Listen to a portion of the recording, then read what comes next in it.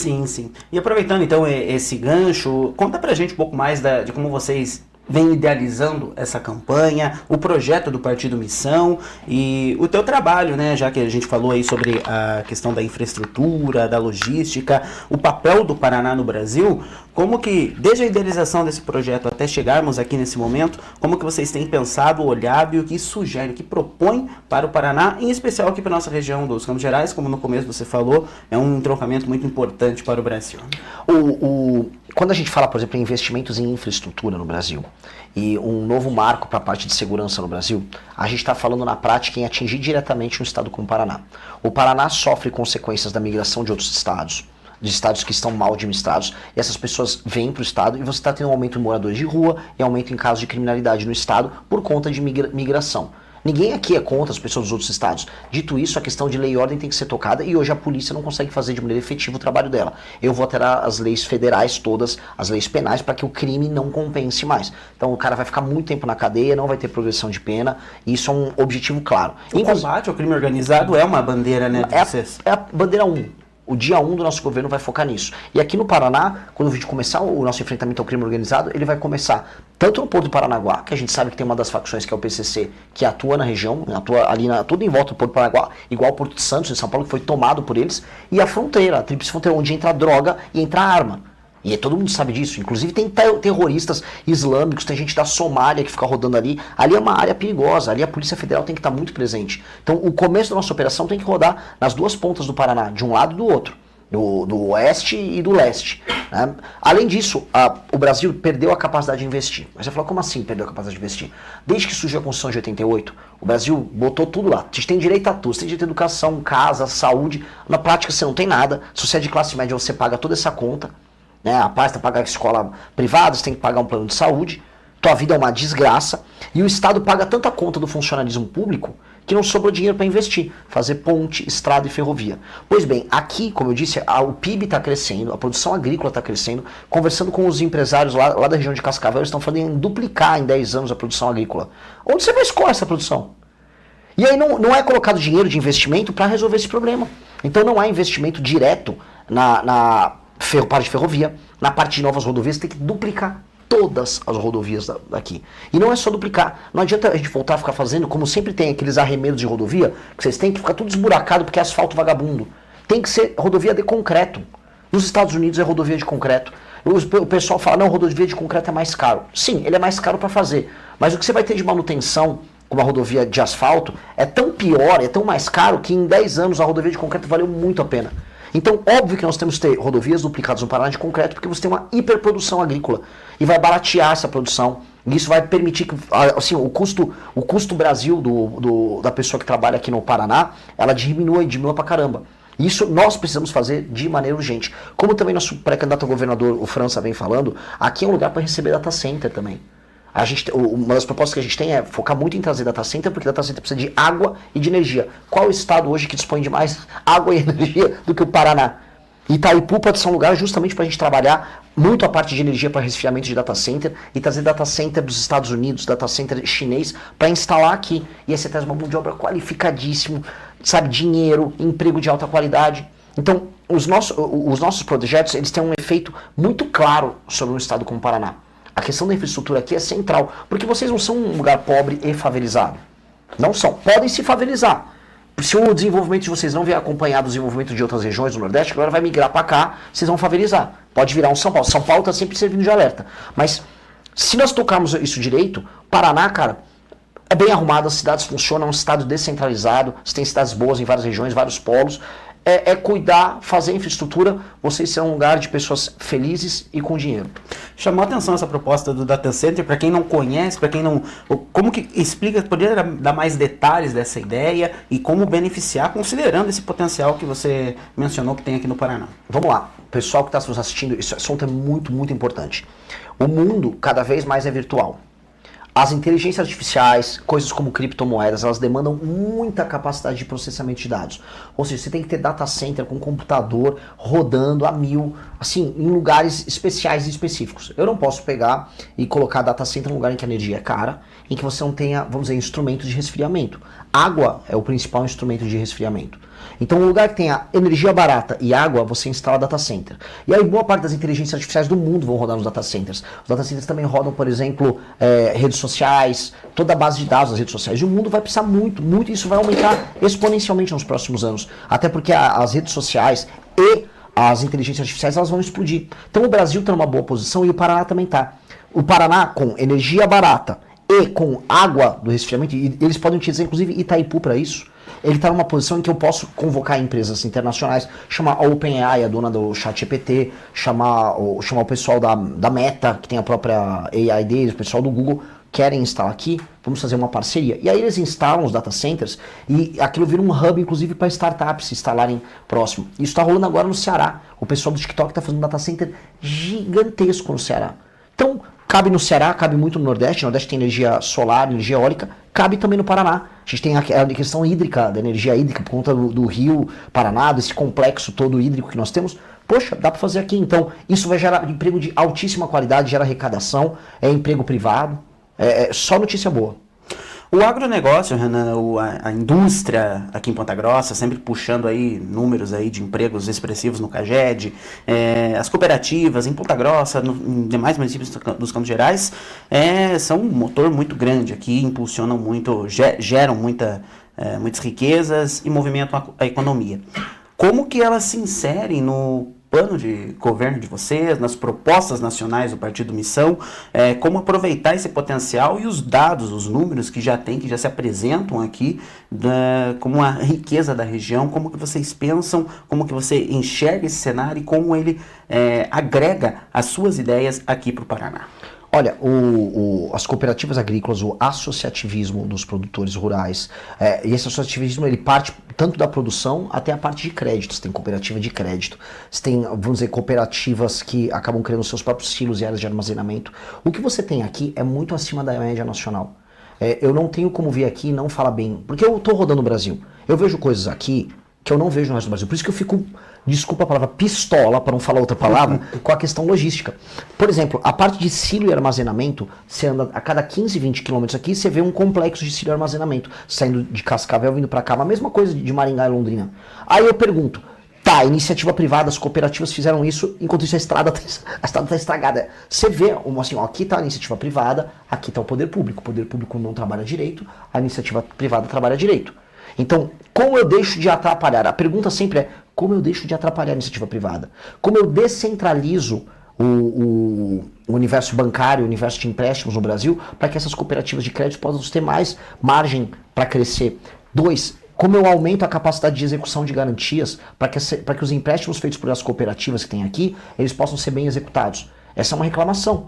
Hoje, por exemplo, os juros são altos e o spread bancário é alto, também porque na hora que uma empresa de crédito, qualquer uma, empresta o dinheiro para alguém, na hora dela cobrar, se aquela pessoa não pagou, ela não consegue executar a dívida. Aí ela fala, pô, se não consigo executar a dívida, ou demora muito para executar a dívida, fica caro, então não vale a pena eu emprestar. A gente precisa facilitar esse tipo de trabalho, porque facilita o capitalismo. E o capitalismo aqui está desenvolvido. Aqui está no nível, Goiás está similar, em que, vamos dizer, as cooperativas, os fazendeiros estão acumulando recurso e eles querem agora investir em outras áreas. Então, o filho de um fazendeiro quer também investir numa empresa de tecnologia, ele quer investir numa indústria. Eles mesmos são o motor do crescimento. Esse fenômeno aconteceu em São Paulo, quando a indústria cafeeira em São Paulo começou a fazer manufatura. Eles saíram do café e foram para a indústria. Então, a gente está nesse processo acontecendo aqui. O lance é o governo não atrapalhar.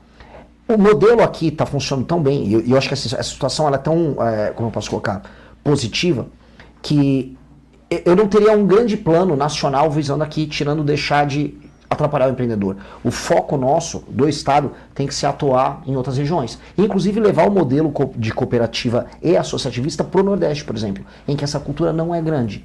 Eu estou vendo a gauchada que fez boa parte do lado, inclusive na região oeste aqui do estado, chegou lá em Luiz Eduardo Magalhães, na Bahia. E lá eles estão fazendo cooperativa e está funcionando. Agora, como eles não têm essa cultura para lá, nós temos que levar empresas daqui para lá também. E fazer o que eles estão fazendo aqui, lá também. Isso vai beneficiar, inclusive, o faturamento dessas empresas que são sediadas aqui no estado. Isso é bom para todo mundo.